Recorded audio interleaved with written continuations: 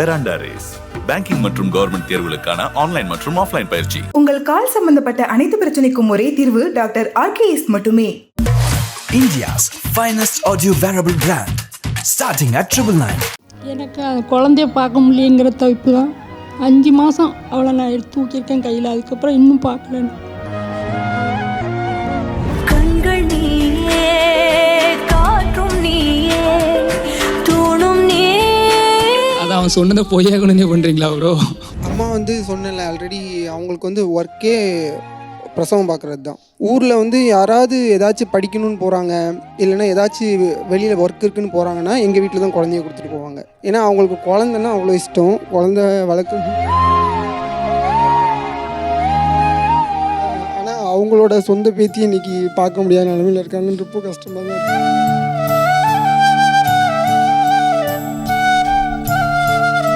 கண்டிப்பாக ஏன்னா எல்லாம் நல்லபடியாக சீக்கிரமாக நடக்கும், கவலைப்படாதீங்க. அம்மா கிட்டத்தட்ட 8 மாதத்துக்கு மேலே ஆயிடுச்சு பாப்பாவை பார்த்து. அவன் 11 மாதம் ஆச்சு பார்த்து. நான் இப்போ இடையில அப்பப்போ போய் பார்த்துட்டு வரேன். எப்படி சொல்ல, பார்த்துட்டு வர என்னாலேயே முடியல. இவங்க பார்க்காம 2 பேரும் ரொம்பவே தவிச்சிட்டு தான் இருக்கிறாங்க. என்ன செய்கிறதுன்னு தெரில, அப்படியே போயிட்டுருக்குது ப்ரோ. ஆனால் முறை என்ன, ஒரு குழந்தை எங்கே வளரணும் அப்படின்ட்டு இருக்குல்ல, அதுதான் கஷ்டமாக இருக்குது. இப்போ அம்மாவும் நான் ஒரு டைம் கூப்பிட்டு போகலாம், அடுத்த 6 மாதத்துக்கு அப்புறம் தான் அடுத்த டைம் கூப்பிட்டு போக முடியும். அதனால் பெர்மனெண்ட் சொல்யூஷன் வேணும் அப்படிங்கிறதுனால தான் இப்படி அம்மா கொஞ்சம் மனசெல்லாம் கல்லாக்கிட்டு உட்காந்துருக்கோம். அவங்க லைஃப்பை அவங்க 2 பேரும் ஒட்டு வாழறதுக்கு எனக்கு சத்தியம் பண்ணி கொடுக்கணும். ஓகே, வாங்கிடுறீங்களா? கண்டிப்பா இந்த தருணத்துல வாங்கிருங்க. என்ன சத்தியம், குழந்தைக்காக வாழணும்லப்பா. லைஃப்பை 2 பேர் சேர்ந்து ஒத்துமையாக குழந்தைக்காக வாழணும் அப்படின்னு சொல்லி சத்தியம் கேட்குறாங்க.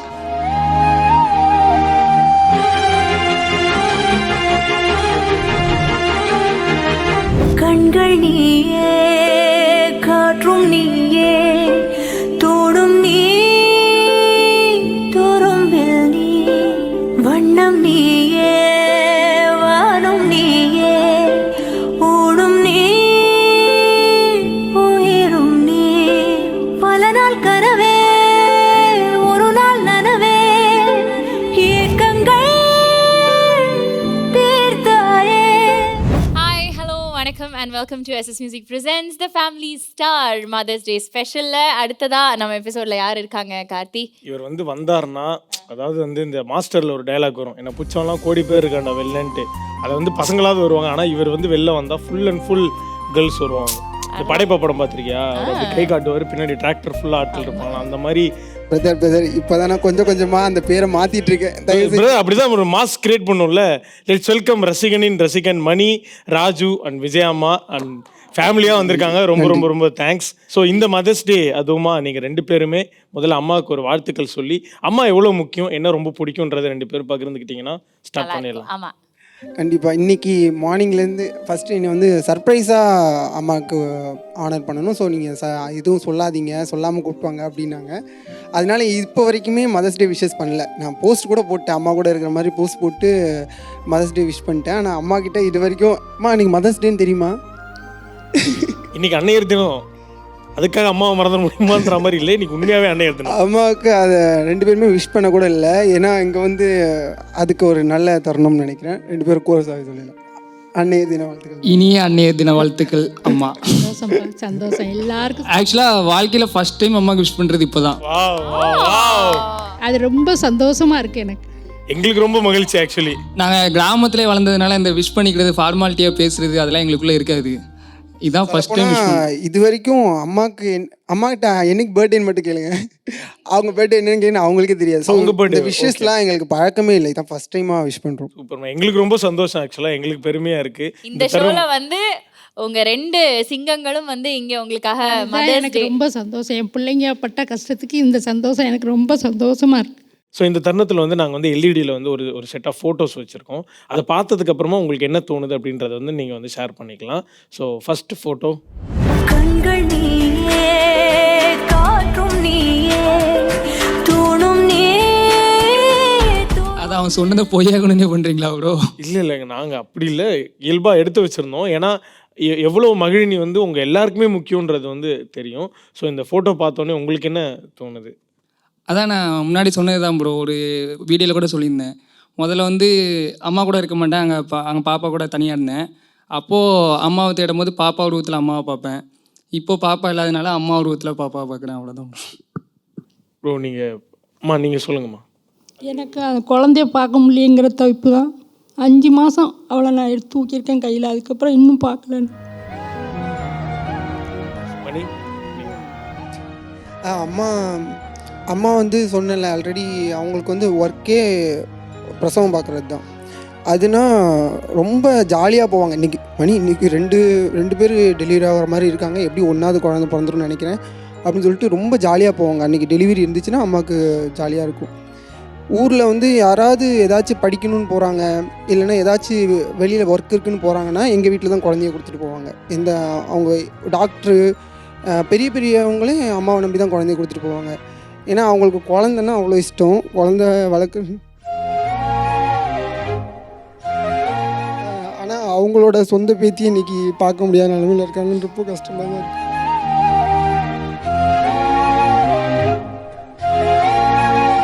கண்டிப்பாக, ஏன்னா எல்லாம் நல்லபடியாக சீக்கிரமாக நடக்கும், கவலைப்படாதீங்க.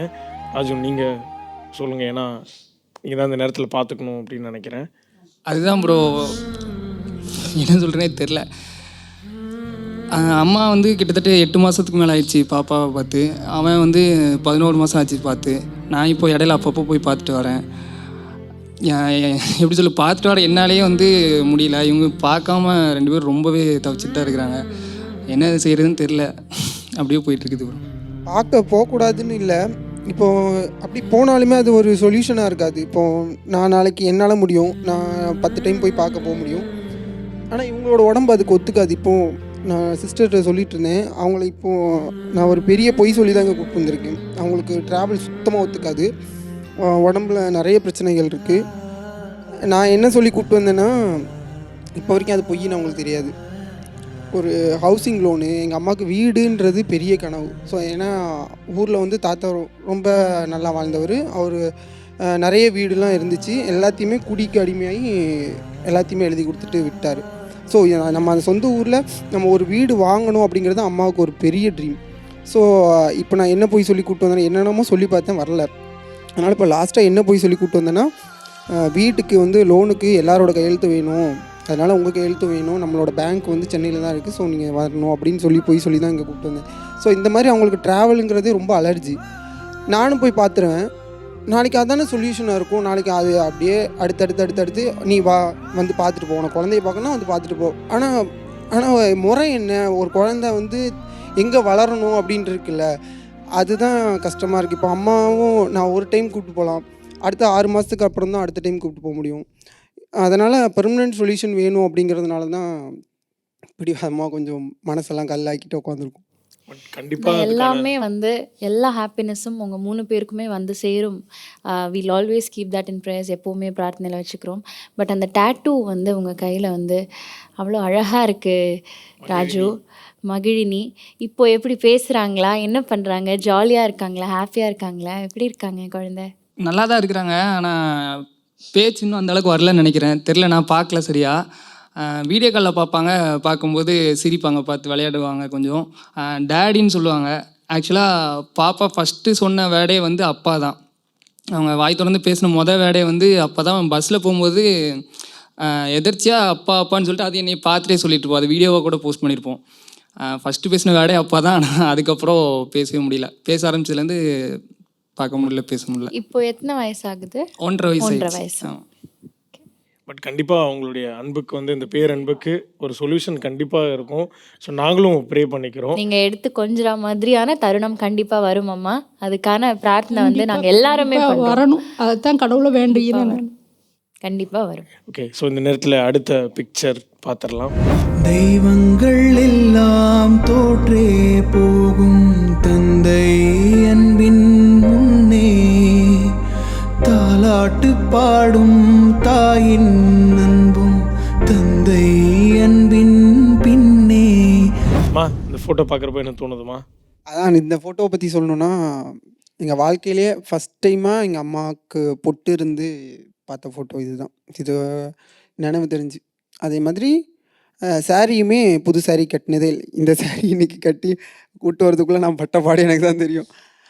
இங்கே வந்து ரூல்ஸு இந்த சாரீ தான் கட்டணுமா, அவங்க கொடுத்த சாரீ தான் கட்டணுமா, அவங்க இங்கே அப்படி தான் சொல்லியிருக்காங்கன்னு சொல்லி பொய் சொல்லி கட்ட வச்சோம். புது சாரீலாம் நான் கட்டவே மாட்டேன். புது சாரீ எப்படி நான் கட்ட முடியும்? நான் இது நினச்சி போட்டிங்களா? நினச்சிருவாங்க, நினச்சி தான் போட்டு வருவாங்க. ஸோ ஃபஸ்ட் டைமாக அது தம்பி தான் அந்த சாரீ எடுத்து கொடுத்தான் அம்மாவுக்கு.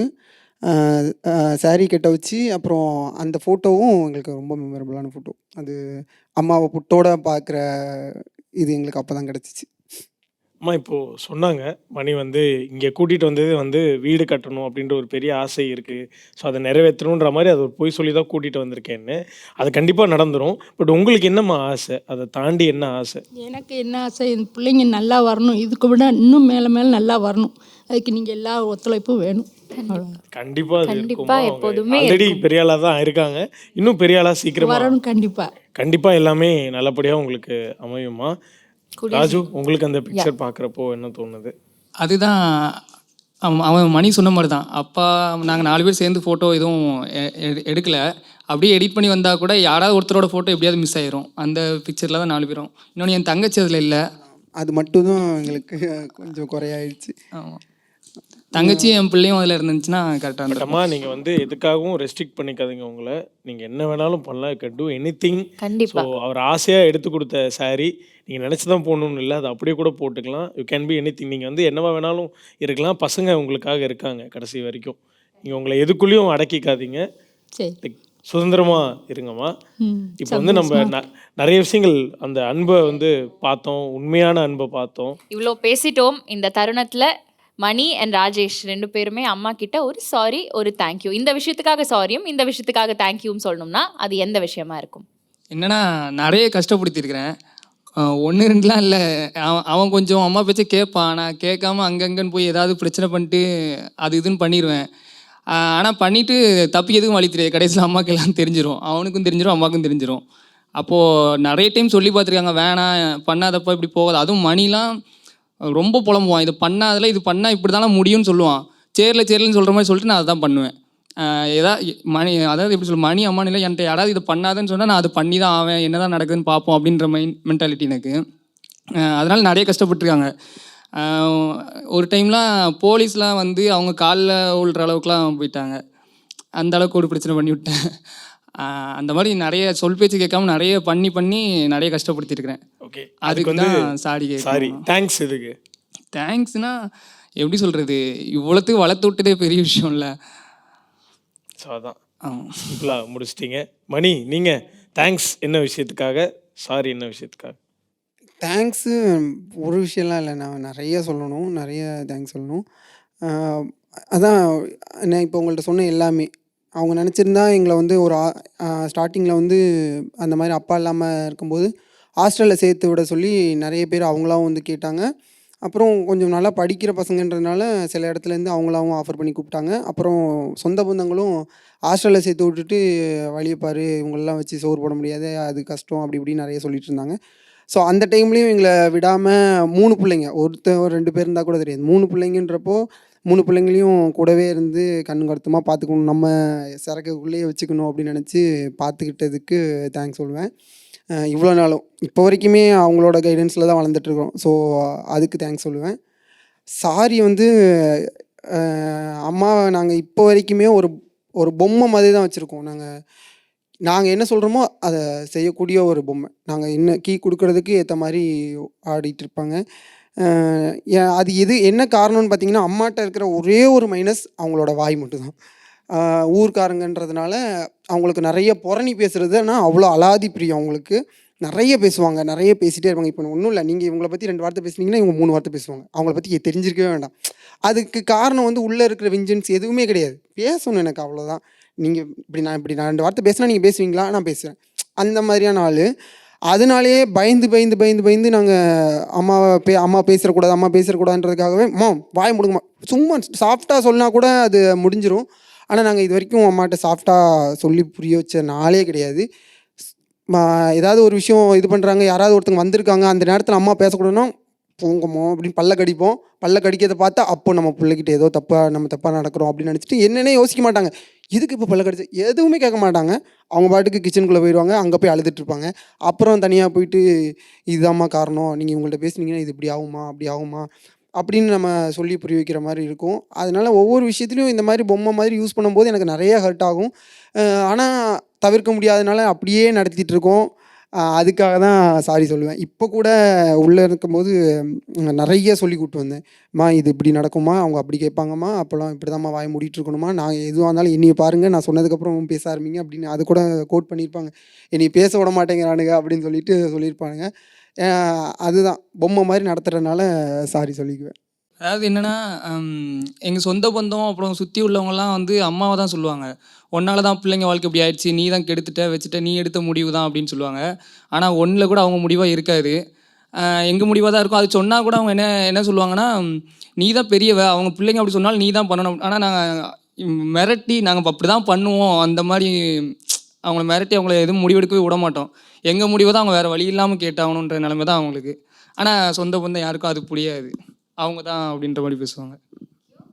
Thanks for sharing. ஆனால் இந்த தருணத்தில் அம்மா நீங்கள் வந்து ராஜு அண்ட் மணி உங்கள் 2 பேர்கிட்டையுமே ஒரு ப்ராமிஸ், ஒரு சத்தியம் வாங்கணும்னா அது என்னவா இருக்கும்? நீங்களே சொல்லி அந்த சத்தியத்தை வாங்கணும். இப்போது அதுதான் வந்து எங்களோட சின்ன அவங்க லைஃப்பை அவங்க 2 பேரும் ஒட்டு வாழறதுக்கு எனக்கு சத்தியம் பண்ணி கொடுக்கணும். ஒற்றுமையாக வாழ சொல்லி சத்தியம் பண்ணணும். ஓகே, வாங்கிருங்க. பண்ணிடுறீங்களா? கண்டிப்பா இந்த தருணத்துல வாங்கிருங்க. இந்த தருணத்துல வாங்கிருங்க. என்ன சத்தியன்னு எனக்கு புரியல. குழந்தைக்காக வாழணும்லப்பா. லைஃப்பை 2 பேர் சேர்ந்து ஒத்துமையாக குழந்தைக்காக வாழணும் அப்படின்னு சொல்லி சத்தியம் கேட்குறாங்க.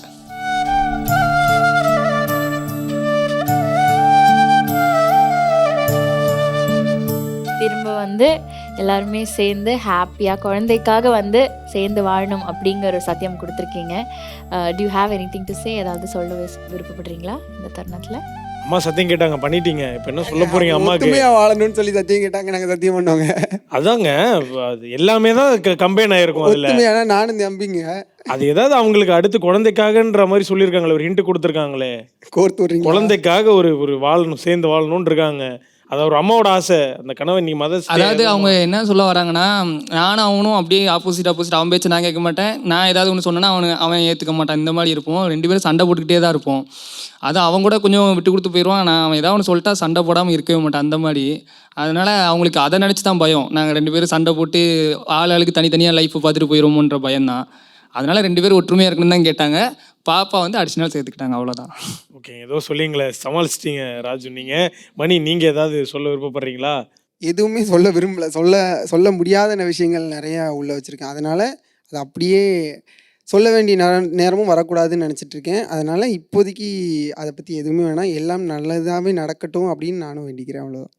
கண்டிப்பாக எல்லாமே நல்லதாக தான் நடக்க போகுது. தேங்க்யூ ஸோ மச் இன்னைக்கு வந்ததுக்கு. பட் இந்த தருணத்தில் SS music presents the family star mother's day special. அழகான ஒரு அம்மா, இவ்வளோ அழகாக வளர்த்த 2 பசங்க கூட இருக்கும்போது உங்களை வந்து ஆனர் பண்ணுங்கிறது எங்களோட ஒரு ஆசை.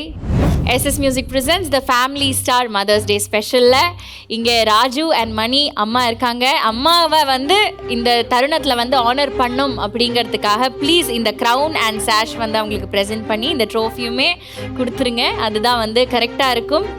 ஹாப்பியான ஒரு தருணம், எல்லாருமே கை தட்டலாம் இந்த தருணத்துக்காக. SS music presents the family star mother's day ஸ்பெஷலில் இவ்வளோ அழகான ஒரு தருணம், சிங்கம் மாதிரி 2 பசங்க அண்ட் அழகான ஒரு அம்மா. கண்கள் நீயே, காற்றும் நீயே, தோடும் நீ, துரும்பில் நீ, வண்ணம் நீயே, வானம் நீயே, ஊடும் நீ, உயிரும் நீ, பல நாள் கனவே, ஒரு நாள் நனவே, ஏக்கங்கள் தீர்த்தாயே, இறையை பிழிந்து உடை நான் எடுத்தேன், நான் தான் நீ வேறில்லை, முகவெள்ளைத்தான் அதில் முத்தத்தான் ஒரு வெண்பாவை நான் செய்தேன் கண்ணே, இதழச்சில் நீர் எனும் தீர்த்தத்தான் அதில் திருத்தங்கள் நீ செய்தாய் கண்ணே.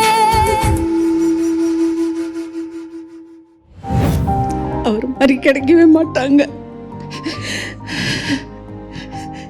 செத்து போனவங்க யாராச்சும் வேணுமா அப்படின்னு கேட்டால் யாரையுமே கேட்க மாட்டேன். அவரை மட்டும் கொடுத்துட்டு என் உயிர் எடுத்துட்டு போயிடுங்கன்னு சொல்லுவேன். அவ்வளோ நல்ல பையன். ரொம்ப மிஸ் பண்ணுறேன். இப்போ வரைக்கும் நான் ரொம்ப மிஸ் பண்ணுறேன்.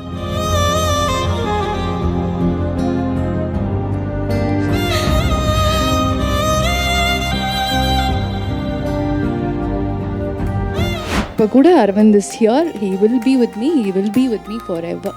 அதை நான் நம்புகிறேன். I will never give up on him. அது மட்டும் I am very strong about it. ஏன்னா இவங்க எல்லாம் ஆப்சன்ஸை நினச்சி அழுகுறாங்க. ஆனால் எனக்கு அவன் ஆப்சன்ஸ் இருக்குது. எனக்கு அவன் பார்க்க முடியல. பட் அவனோட சோல் ப்ரெசன்ஸ் இருக்குங்கிறதுனால I don't want to get emotional. அவன் இல்லைங்கிற விஷயத்தை நான் நம்பவே மாட்டேன். நான் வந்து அவன் இருக்காங்கிறத மட்டும்தான் நம்பி ஐ வில் மூவ் ஃபார்வர்ட். அது I am very strong about it. Veranda race banking மற்றும் கவர்மெண்ட் தேர்வுகளுக்கான ஆன்லைன் மற்றும் ஆஃப்லைன் பயிற்சி. உங்கள் கால் சம்பந்தப்பட்ட அனைத்து பிரச்சனைக்கும் ஒரே தீர்வு டாக்டர் RKS மட்டுமே. India's finest audio wearable brand, starting at 999.